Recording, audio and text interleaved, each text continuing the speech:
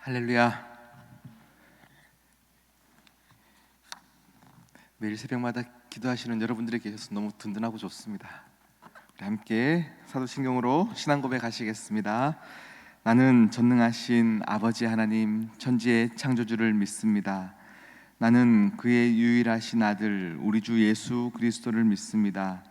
그는 성령으로 잉태되어 동정녀 마리아에게서 나시고 본디오 빌라도에게 고난을 받아 십자가에 못 박혀 죽으시고 장사된 지 사흘 만에 죽은 자 가운데서 다시 살아나셨으며 하늘에 오르시어 전능하신 아버지 하나님 우편에 앉아 계시다가 거기로부터 살아있는 자와 죽은 자를 심판하러 오십니다.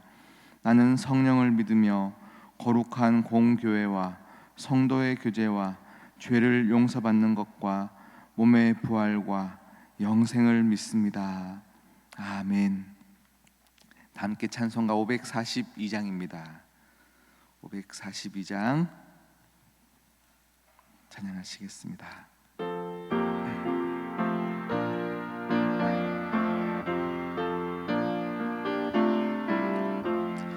구주 예수 의지함이 심히 기쁜 일일세 영생 허락 받았으니 의심 아주 없도다.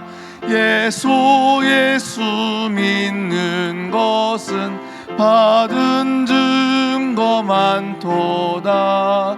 예수 귀한 예수 믿음 더욱 주소서. 구주 예수 의지함이 심히 기쁜 일일세 주를 믿는 나의 맘을 그의 피에 적시네. 예수 믿는 것은 받은 증거 많도다. 예수 귀한 예수 믿음 더욱 주소서. 구주 예수 의지하여 죄악 벗어버리네. 안위 받고 영생함을 주께 모두 얻었네. 예수 믿는 것은 받은 증거 많도다. 예수 귀한 예수 더욱 주소서. 구주 예수 의지하여 구원함을 얻었네. 영원 무궁지나도록 주여 함께 하소서. 예수 믿는 것은 받은 증거 많도다. 예수 귀한 예수 믿음 더욱 주소서. 아멘. 아멘. 오늘 우리에게 주신 하나님 말씀 빌립보서 4장입니다.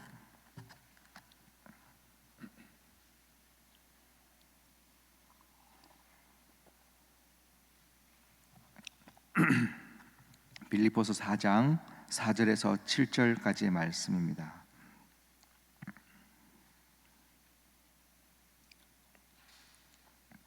빌립보서 4장 4절에서 7절까지 말씀. 제가 가진 성경으로 신약 322면에 있는 빌립보서 4장 4절에서 7절까지의 말씀. 우리 넉절 말씀 우리 함께 한 목소리로 합독하겠습니다. 시작. 주 안에서 항상 기뻐하라. 내가 다시 말하노니 기뻐하라. 너희 관용을 모든 사람에게 알게 하라. 주께서 가까우시니라. 아무것도 염려하지 말고 다만 모든 일에 기도와 간구로 너희 구할 것을 감사함으로 하나님께 아뢰라. 그리하면 모든 지각에 뛰어난 하나님의 평강이 그리스도 예수 안에서 너희 마음과 생각을 지키시리라. 아멘. 함께 기도하시겠습니다. 하나님 아버지, 참 감사합니다. 오늘도 새날을 허락하셨습니다. 이 새날 가운데 우리로 하여금 다시금 기도의 자리로 불러주셔서 감사합니다. 우리의 간구, 우리의 기도, 우리의 평생의 눈물, 하나님 기뻐하시는 기도가 되게 하시고 눈물이 되게 하여 주시옵시며, 하나님 기뻐하시지 않는 기도가 있다면 우리의 기도가 자연스럽게 바뀌어가게 하여 주시옵시고, 우리가 하나님 기뻐하시는 기도로 나아갈 때에 그 모든 기도가 응답으로 나타나게 하여 주시고, 우리의 자녀들의 삶과 우리 가정의 삶과 눈물의 한이 있었던 기도들이 하나님 뜻 안에서 아름답게 열매 맺는 은혜도 있게 하여 주시옵소서. 기도의 자리가 내 인생에 가장 소중하고 가장 기쁜 자리인 줄 알게 하여 주셔서 이 자리는 세상 그 어떤 것도 나를 흔들 수 없음을 선포하며 나아가는 모든 시온성교회 성도님들 되어지게 하여 주시옵소서. 하나님, 시간 다시금 말씀 앞에 섰습니다. 아버지여, 청정하는 우리의 심령 가운데 하나님의 음성이 들리게 하셔서 아버지여, 듣는 것으로 끝나는 이 없게 하여 주시옵시고, 나의 삶 가운데 아름답게 적용하고 몸부림치며 하나님의 열매들을 맺어가는 우리 모두가 되어지게 하여 주시옵소서. 이 모든 말씀 살아계셔서 우리와 함께 하시길 원하시는 예수 그리스도의 이름으로 기도드립니다. 아멘. 할렐루야. 오늘 제 목소리가 왜 이럴까요? 죄송합니다. 주 안에서 항상 기뻐하라. 내가 다시 말하노니 기뻐하라. 명령하십니다. 이 명령은요, 여러분의 삶을 살다 보면 항상 기쁠 수만은 없거든요. 그런데 하나님은 우리에게 그렇게 명령하신다라는 거죠. 사도 바울이 오늘 이 말씀을 감옥에서 썼어요. 감옥에서 쓸 때 감사할 수 없는 상황과 이해할 수 없는 상황 가운데 빌립보 교회에 너희는 항상 기뻐하라 얘기하고 있어요. 그런데 사실은 사도 바울의 인생에서 염려가 없었나라고 보면 그렇지는 않아요. 고린도 후서에 보면요, 그가 복음을 전하는 길 가운데 막혔을 때 또 염려하고 근심하였던 일들이 참 많이 있어요. 그런데 이 말은 우리가 정말 슬플 때, 힘들 때 기계적으로 기뻐해야지 하면서 막 기쁨을 찾아가는 그런 메시지가 아닙니다. 오늘 이 명령어는 쉽게 말하면 우리에게 이 기뻐하라라고 하는 이 요구와 이 순종을 강요하면서 그냥 어떤 일이 있어도 무조건 네가 기뻐해 라고 명령하시는 명령어가 아닙니다. 쉽게 말하면 이 명령어의 주도권은 하나님에게 있습니다. 더 쉽게 말하면 너희가 어떤 상황에 있든지 너희가 기뻐할 수 있는 상황으로 내가 끌어갈 것이니 나를 신뢰하라 말씀하고 있는 거예요. 그러니 어떠한 상황, 이해가 되어지지 않는 상황이 있다 할지라도 나를 신뢰하며 기도와 간구로 나아갈 때에 너희의 마음 가운데 평강을 지키시는 나를 보게 될 것이고 너희는 기쁘게 될 것이다를 이야기하고 있는 겁니다. 오늘 이 말씀을 어떻게 더 이해가 되도록 얘기할까 하다가 오늘은 제가 겪었던 우리 가정의 얘기들을 잠깐 드리도록 하겠습니다. 저희 형제들 중에는요, 저희 사촌들과 함께 쭉 형제들 중에는 저랑 저희 사촌형이랑 그 사촌형의 여동생, 사촌 여동생하고 3명이 목사예요. 목사인데 제가 포항에서 사역하고 있을 때였어요. 사촌형이 어느 날 전화가 왔습니다. 성현아, 포항에 혹시 부목사 한 명 더 뽑을 여력이 교회가 되냐라는 건 거죠. 왜 그러냐 그랬더니 사촌 여동생의 남편도 목사이기 때문에 그 부부가 목사예요. 그런데 이 동생네 부부가 제주도에서 사역하다가 조금 문제가 생겨서 이제 사역지를 빨리 구해야 되는데 갈 데가 없다라는 거예요. 그래서 포항에 네가 사역하는 교회에 조금 말씀을 좀 잘 해주고 좀 동생을 좀 받아줄 수 없겠냐 하고 연락이 온 거예요.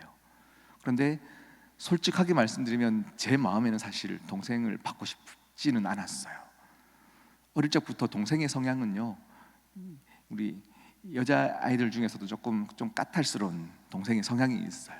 그래서 항상 어떤 무리에 가면 항상 분쟁이 생기고 이렇게 갈라짐이 있는 일을 하는 친구였어요. 그래서 받고 싶지 않았으나 형의 얘기를 들어보니까 당장 이제 교회를 또 문제가 생겨서 교회에서 나가라고 했고 갈 데가 없는 처지가 너무 딱했고, 그다음 이제 오빠가 있는데 이 교회 와서도 그러겠냐 싶어서 제가 담임 목사님께 말씀드렸더니 받아주신 거예요. 그래서 동생 부부가 포항에서 사역을 하게 되었어요. 그런데 문제는 동생을 받고 나서 1년도 안 돼서 제가 서울로 가게 된 건 거죠. 제가 서울에 이제 명성교회 부임하고 포항에 있던 친했던 많은 부목사님들과 종종 연락을 하게 되면 항상 하는 얘기가, 목사님 동생 부부 때문에 너무 힘들어요, 이런 얘기들이 계속 들리는 거예요. 그럼 너무 미안하다, 내가 또 혼낼 테니까 좀 또 너희들도 좀 혼내면서 좀 가르치면서 좀 잘 해봐봐, 미안해 하고 좀 다독이고 그런 시간들을 이제 보내고 있었어요. 그러던 어느 날 제가 서울에서 사역 중에 청년 중에 한 명이 전라도 광주에 카페를 오픈했다고 해서 제가 청년들과 함께 신방을 전라도 광주로 내려가는 길인데, 제가 운전대를 잡고 운전을 하는데 저희 사촌 형이 전화가 와요. 그래서 이제 차를 이제 휴게소에 내려서 전화를 다시 했죠. 무슨 일이냐 그랬더니 포항에 있는 거기 선임 목사 연락처를 달라 그러는 거예요. 그래서 제가 왜 그러냐 그랬더니 어디 내 동생을 혼냈다는 건 거죠. 내 동생 부부를 혼내고 좀 그랬다는데 내가 못 참겠다는 건 거죠. 내가 가만둘 수 없으니까 그 선임 목사 연락처를 달라는 거예요. 제가 너무 당황스러웠어요. 형, 그러면 안 된다고. 교회에서 사역하다 보면 싸울 수도 있고 혼낼 수도 있고, 애들 싸움에도 어른들 안 끼는 법인데 목사들끼리 그랬다고 형이 전하는 게 그게 말이 되냐. 이제 제가 연락처를 주지 않았어요. 사실은 연락처를 얻으려면 동생 통해서도 충분히 선임 목사 연락처를 얻을 텐데 아마 형 입장에서는 내가 조금 수습해 주길 원했던 것 같아요. 동생 편에서 수습을 해주길 원했을 텐데 제가 동생 편을 안 들었는 게 형에게는 또 섭섭했던 것 같습니다. 형이 전화하면 문제가 해결되는 게 아니라 동생이 더 일이 꼬이니까 형 절대 연락하지 마 라고 얘기했는데 갑자기 이 화살이 저에게 돌아오는 거예요. 형이 하는 말이 뭐? 내 동생 인생이 꼬인다고? 내가 네 인생 한번 꼬이게 해볼까? 갑자기 이 통화에서 이상한 방향으로 흘러가는 건 거죠. 제가 형 그런 말이 어딨어, 이런 통화를 하던 중에 청년들도 벌써 이제 휴게소에서 화장실을 다 다녀오고 간식 들고 저를 기다리고 있는 거예요. 그래서 제가 형, 나 신방 가는 길이니까 다음에 또 통화해야 돼, 끊자 하고는 끊고 이제 광주에 가서 이제 신방도 하고 저녁 식사를 하는 중에 저희 아버지께서 전화가 오시는 거예요. 뭔가 느낌이 안 좋았어요. 그 전화를 받았더니 성현아 무슨 일이냐? 그 왜요? 사촌 형이 전화가 왔다는 거예요. 전화가 와서 큰아버지 좌초지정은 성현이한테 들으시고 제가 이제 성현이 인생을 한번 막아보겠습니다, 이렇게 얘기를 했다는 건 거죠. 그래서 제가 아버지 큰일 아니고요, 그냥 이런 일이 있었고 걱정하지 마세요 하고 전화를 끊었는데 그때부터 제 마음이 화가 나기 시작하는 거예요. 내가 정말 잘못한 것이 있어도 부모한테 전화해서 자녀 인생 맡겠습니다라고 얘기하는 게 사실 그게 말인가 싶은 건 거죠. 그런데 동생 갈 데 없을 때 교회 넣어준 것만 해도 감사해야 되는데 어떻게 이렇게 말할 수 있고 상황을 이렇게 끌고 갈 수 있지? 라고 싶은 건 거죠. 너무 가슴이 아파요. 그 전라도에서 이제 서울로 올라가는 한 3시간, 4시간 길을 운전을 하면서 계속 이 생각이 제 안에 드니까요, 제 마음을 지킬 수가 없는 거예요. 계속 분노가 일어나고요, 형이 내 인생을 맡겠다고 하는 것도 이해가 되지 않으면서 내가 차라리 마음 먹으면 동생 거기서 다시 쫓겨나게 할 수 있을 텐데 그거 한번 해버릴까 싶기도 하고요. 솔직한 제 마음 심정이 그랬었어요. 그런데 형이 내 인생을 막는 건 뭐가 있을까를 한참을 고민하는데 순간 아차 싶은 게 있었어요. 그게 뭐냐면 제가 포항에 사역할 때부터 사실 사회복지에 관련된 공부를, 박사 공부를 사실은 하고 싶었어요. 그런데 항상 제가 가고 싶었던 학교에 교수님도 한 번씩 전화 오시면 배 목사가 이거 공부 안 하면 누가 하냐, 꼭 원서 내고 하면 우리가 도와줄 테니까 학교 들어와라 하고 연락 오셨던 그 교수님이셨는데, 제가 포항에서는 매주 월요일마다 서울 가서 공부할 엄두가 안 나서 못 하다가 이제 서울에 갔었기 때문에 이 공부를 시작하려고 했던 상황이었고, 딱 그때가 사회복지 쪽으로 교수님께 원서를 내고 이제 면접을 앞두고 있던 중이었고요. 저희 사촌 형은 우리나라에서 사회복지에 관련된 가장 높은 학위를 따서 사실은 지금 목회보다는 사회복지에 관한 일들을 하고 있는 형이었어요. 딱 드는 생각이, 아이고 나 대학원 갈 때 형이 장난칠 수도 있겠다라는 생각이 먼저 드는 건 거죠. 그러면서 순간 에이 설마 그것까지 손대지는 않겠지라고 하면서 서울로 올라갔어요. 제 마음속에는, 머릿속에는요, 분노함이 가득 차 있었어요. 너무 속상했고 하나도 기쁨이 없었어요. 그리고는 밤 12시쯤에 집에 도착해서 집을 딱 들어가는데 우리 사모가 이 상황을 이미 시아버지에게 다 들은 상황이죠. 제가 들어갔더니 바로 오늘 하루 종일 너무 고생했어. 하나님이 내년에 대학원 안 보내시려나 봐. 가정사역에 더 충실해요. 이렇게 웃으면서 한마디 하는데요, 이 한마디가 하루 종일 제 마음을 얽히고 썰히게 만들었던 이 감정을 한순간에 그냥 다 풀어버렸어요. 이 한마디 때문에 그래, 대학원 안 보내시려면 안 보내시는가 보다 라고 하면서 풀리게 되고, 그리고 며칠 뒤에 면접을 보러 갔는데 저에게 매일 학교 와라고 했던, 전화 왔던 그 교수님이 면접관이었는데요, 딱 첫 질문이 그거였어요. 포항 기쁨의 교회, 명성교회, 큰 교회만 다니는 목사가 사회복지에 관심이 있습니까? 이렇게 질문을 하는 거예요. 그러니까 이 첫 질문부터 제가 안 되려나 보다 싶었어요. 그리고 실제로 사실은 안 될 수가 없는 시험이었어요. 9명을 뽑는데 원서를 10명을 냈고요. 이 학교에 신학교를 나왔기 때문에 사실은 그 학교 출신들은 그냥 또 가산점이 있어요. 그래서 안 될 수 없는 시험인데 그 떨어지는 한 명이 제가 된 거예요. 여러분, 주위에서는요 저를 위로해 준다고 성현아, 하나님이 떨어뜨리신 거다, 하나님이 떨어뜨리신 거다. 맞죠. 머리로는 알겠는데 제 마음으로는 형이 용서가 안 되지 않아요. 알겠는데 안 되는 거예요.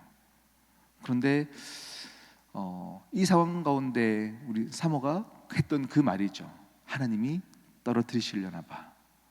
이 말 때문에 제가 이 면접을 볼 때도 기분이 안 상할 수 있게 저를 지켜줬고요. 떨어진 후에도 하나님이 떨어뜨리신 거에 대해서 이제 이해가 되기 시작하는데, 시간이 지났습니다. 그때가 2018년도 겨울이었고요. 2019년도 4월쯤에, 그러니까 한 5개월 좀 지났죠. 제가 여러분 알다시피 그때가 좀 이제 무리를 해서 간이 조금 상했던 때였어요. 간이 상해서 이제 하던 사역들을, 청년 사역들을 잠시 멈추고 한두 달을 이제 좀 쉬던 시간들이 있었는데, 병원에서 나오는 그 길에 제가 정말로 진심으로 하늘을 보면서 고백했던 고백이 뭐냐면, 대학원까지 공부했으면 큰일 날 뻔했다 였어요. 이 상황에서 대학원까지 공부했으면 큰일 날 뻔했다. 5개월 전에 형 때문에 떨어진 것이라고 저는 생각했는데 진짜 하나님이 떨어뜨리신 것 맞군요에 대한 고백이 나왔어요. 제가 지금 이 얘기를 드리는 이유는요, 자 이제 여러분에게 한번 묻겠습니다. 저에게 처해진 모든 억울한 상황들과 속상한 상황들, 이 안에서 감정과 모든 것들이 얽히고 설키며 분노하게 만들어요. 이 상황에서 여러분, 항상 기뻐하라, 다시 말하노니 기뻐하라, 이 명령이 가능한 일입니까? 이런 상황에서 우리가 할 수 있는 건 뭐냐면요, 우리의 하나님 아버지는 결국에는 그 끝에는 우리에게 신실하게 일하셔서 진짜 하나님은 신실하시군요, 하나님이 막으신 것 맞군요, 하나님이 대학원을 못 가게 만드신 것 맞군요, 저를 지키시기 위한 하나님의 계획이었군요의 고백이 나오게끔 하나님은 여전히 끝까지 신실하시고 자비하신 하나님이세요. 이 과정에서는 절대 이해가지 않으나 그럼에도 불구하고 항상 기뻐해라, 너희의 생각과 너희의 마음을 지키게 기도해라, 그러면 너희를 항상 기쁜 자리로 내가 끌고 가는 하나님이다. 하나님이 그렇게 인도하시는 거예요. 아멘. 여러분, 우리의 하나님 아버지는 지금 처해진 상황이 절망과 낭떠러지 가운데 있는 상황일지라도 우리 하나님은 신실하신 하나님이십니다. 결국에는 우리가 무릎을 치며 와, 하나님이 살아계시군요의 고백만 남을 것입니다. 그런데 그 과정에서 우리가 기도해야 할 이유는 우리의 마음을 지키기 위함이에요. 그래서 여러분, 오늘 하루도 그렇게 기도하시는 겁니다.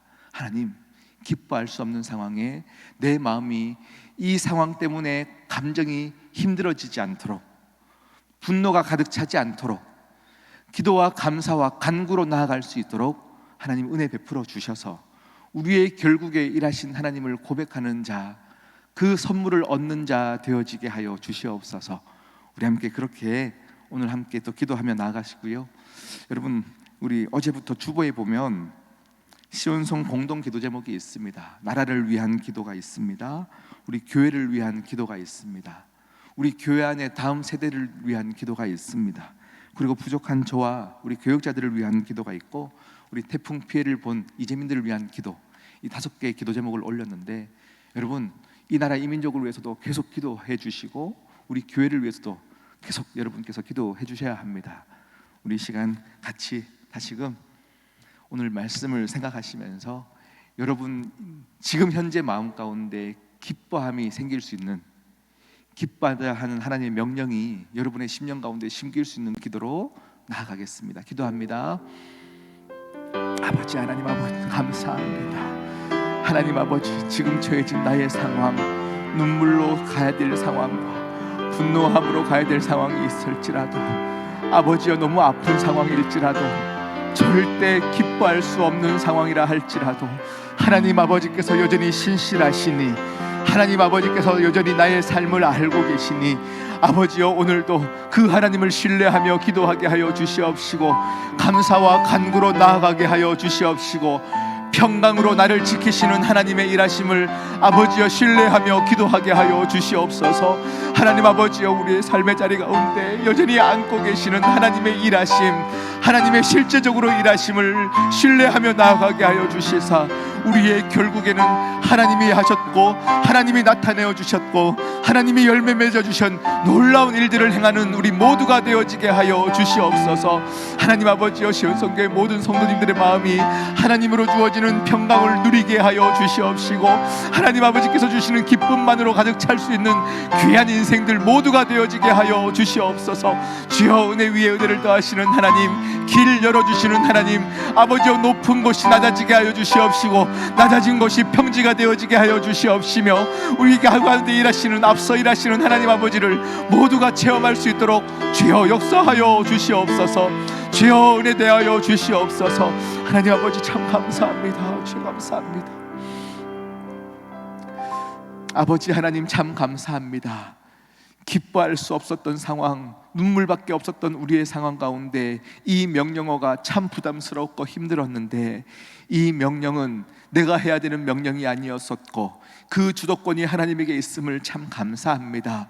하나님 아버지, 결국에는 하나님이 하실 일들 속에서 우리의 마음을 지키기 위하여 기도하게 하여 주시옵시고, 우리의 마음을 더욱더 평강으로 나아가기 위해서 몸부림치는 우리 모두가 되어지게 하여 주시옵소서. 하나님, 오늘 하루를 살 때도 지옥 같은 삶일지라도 천국을 살아내는 지혜와 영안을 우리 모두에게 허락하여 주시옵소서. 함께 하실 주님을 찬양하오며 이 모든 말씀 예수 그리스도의 이름으로 기도드립니다. 아멘. 하늘에 계신 우리 아버지, 아버지의 이름을 거룩하게 하시며 아버지의 나라가 오게 하시며 아버지의 뜻이 하늘에서와 같이 땅에서도 이루어지게 하소서. 오늘 우리에게 일용할 양식을 주시고 우리가 우리에게 잘못한 사람을 용서하여 준 것 같이 우리 죄를 용서하여 주시고 우리를 시험에 빠지지 않게 하시고 악에서 구하소서. 나라와 권능과 영광이 영원히 아버지의 것입니다. 아멘.